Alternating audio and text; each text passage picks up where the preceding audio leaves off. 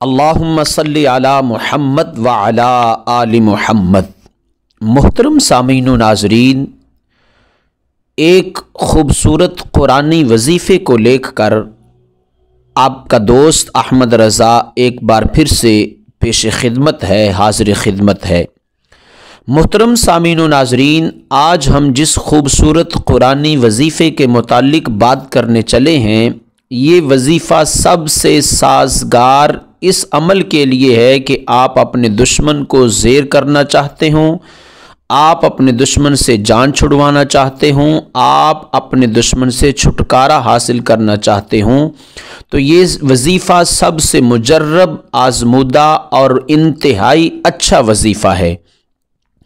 मोहतरम सामीन व नाज़रीन, कुरान पाक का 30वां पारा और इसमें है एक छोटी सी सूरा है और ये सूरा नुज़ूल के एतबार से मक्की सूरा है। इसे कहते हैं सूरतुल फील। नाज़रीन, ये जो सूरा मुबारका है, जब अबरहा, फील का माना होता है हाथी, एलिफेंट, जब अबरहा ने अपने हाथियों को लेकर मक्का पाक पर हमला करना चाहा, तब इस सूरह पाक का नुज़ूल हुआ। गोया कि वो अबरहा अल्लाह का दुश्मन था, अल्लाह के घर का दुश्मन था, तो अल्लाह करीम ने अपने घर के बचाव के लिए फिर अबाबील का लश्कर भेजा।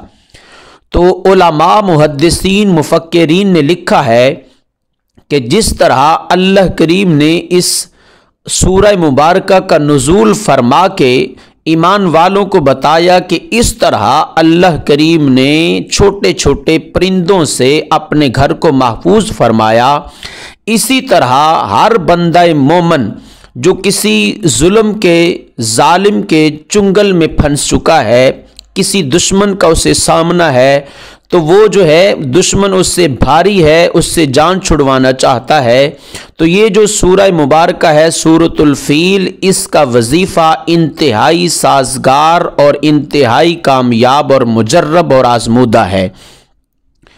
दुश्मन को ज़ेर करने के लिए, दुश्मन को नाकाम करने के लिए, दुश्मन को ज़लील रुस्वा करने के लिए, दुश्मन के शर से नजात हासिल करने के लिए इस सूरह मुबारका का वजीफ़ा किया जाता है।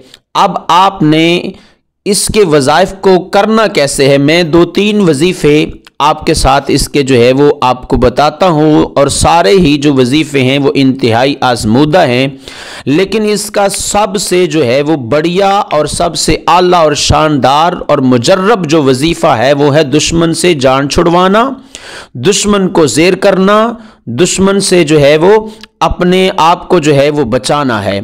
तो आपने इसका वजीफ़ा करना कैसे है, बुध वाले दिन, वेडनेसडे को बाद अज़ ईशा की नमाज के बाद आपने बावुज़ू बैठ जाना है और पहली मर्तबा आपने पढ़ना है दुरूद शरीफ, अल्लाहुम्मा सल्ली अला मुहम्मद व अला आलि मुहम्मद। एक मर्तबा दुरूद शरीफ पढ़ने के बाद आपने 1250 मरतबा सूरतुल फील का जो है वो वजीफ़ा करना है। 1250 मरतबा इसको जो है वो पढ़ना है। बिल्कुल छोटी सी सूरा है। बिस्मिल्लाहिर्रहमानिर्रहीम, अलम तरा कैफ़ फ़अल रब्बुका बिअस्हाबिल फील, अलम यजअल कैदहुम फ़ी तदलील, व अरसल अलैहिम तैरन अबाबील, तरमीहिम बिहिजारतिम मिन सिज्जील, फजअलहुम कअस्फिम मअकूल।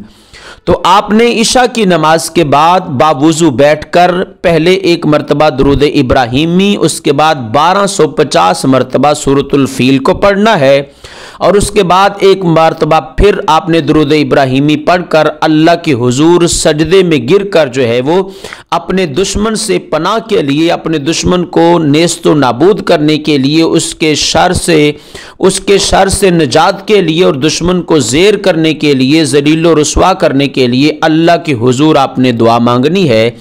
तो वो कुरान पाक की इस पाक सूरा की तिलावत से और इस वजीफ़े से अल्लाह करीम आपको दुश्मन के शर से ज़रूर महफूज फरमाएगा।